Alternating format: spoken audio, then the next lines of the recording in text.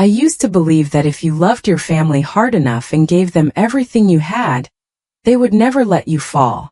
I believed that right up until the afternoon I showed up at my parents' house with groceries in both hands and found that the spare key they had given me years ago had been quietly deactivated.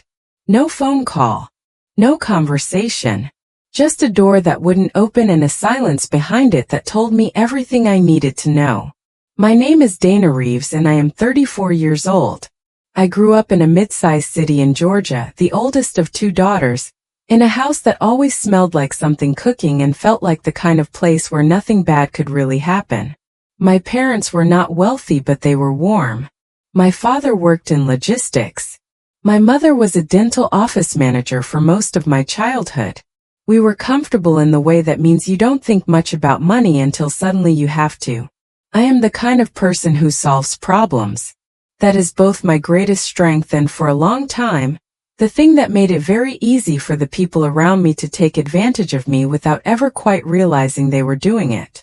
I became an accountant not because numbers thrilled me, but because I had grown up watching my parents struggle with finances they didn't fully understand, and I wanted to never feel that kind of helplessness.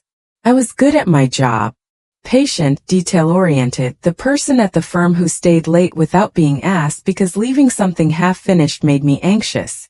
My younger sister Jade was everything I was not, at least on the surface.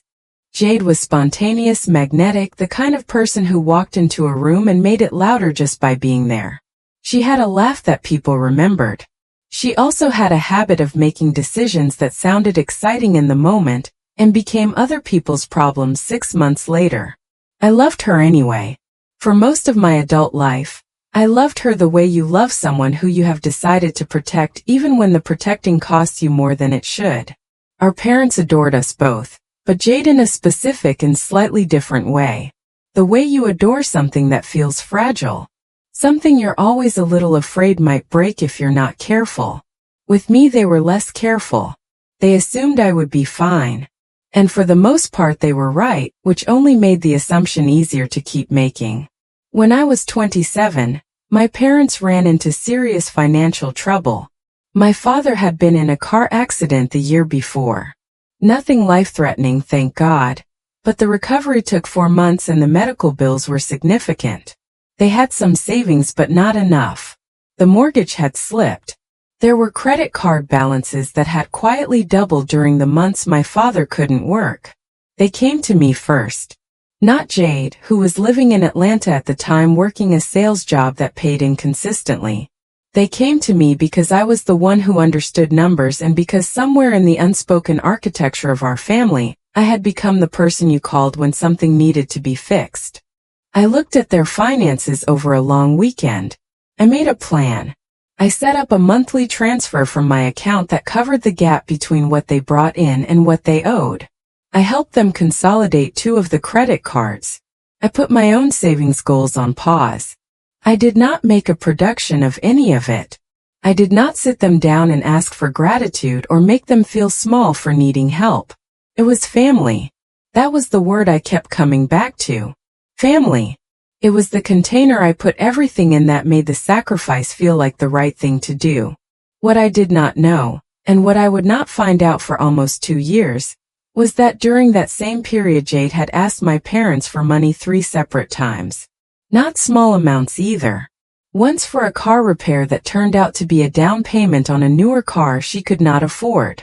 Once for what she described as an emergency that I never got a clear explanation of. And once simply because she said she was short on rent and didn't want to stress. My parents gave it to her each time. From the account I had been supplementing every month. I found out the way you find out things you were never supposed to know.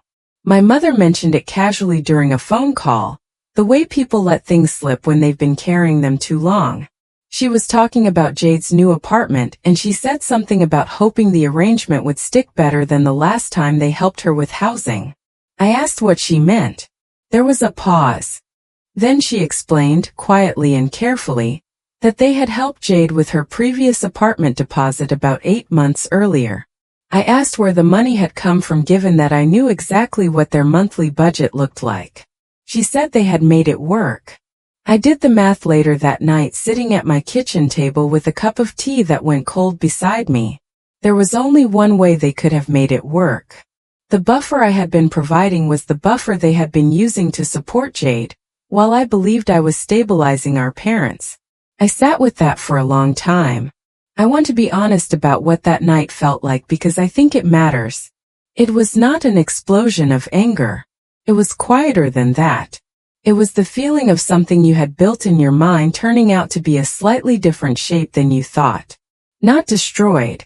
Just wrong in a way that made everything you had believed about it feel uncertain. I called my mother the next morning. I asked her directly and without any drama if the money I had been transferring had been used to help Jade. She was quiet for a moment. Then she said that things had come up and they had done what they thought was best for the family. I asked if Jade knew where the help was coming from. She said she wasn't sure. I told her I needed a few days to think and I got off the phone. I did not call Jade. I was not ready for that conversation yet. What I did instead was something that surprised even me. I went for a long walk. Then I came home and I opened a notebook and I wrote down every transfer I had made over the previous 23 months. The total was significant. Not devastating to my financial situation. I had been careful enough to make sure of that. But significant enough that seeing it written in a single number made something crystallize in my chest. The following week I had a conversation with my parents in person. I drove to their house on a Saturday morning. My father was in the kitchen. My mother was at the table. I sat down and I told them that I wasn't angry. I meant it. But I told them that I needed honesty going forward or I couldn't continue to help.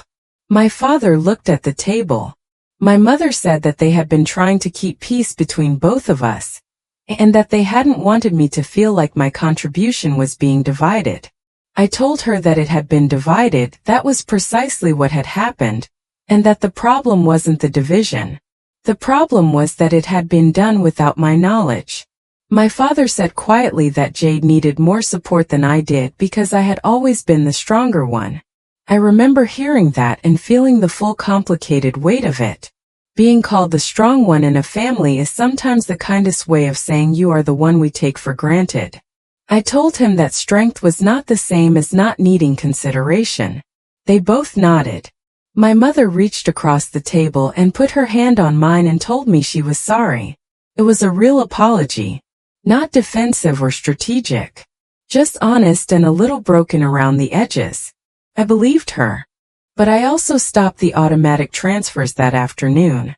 Not as punishment. Not out of anger. I stopped them because continuing them without any transparency or accountability would have meant that nothing had actually changed. And I had reached the point where my love for my family was no longer going to be something I offered without conditions. I told them I would help when I could and when I knew exactly what I was helping with. The months that followed were strange and uncomfortable in the way that new boundaries always are when the people around you are used to having none. Jade called me about 3 weeks after that Saturday conversation. She had clearly been told something or sensed something, because she opened by asking if everything was okay between me and our parents. I told her honestly what had happened.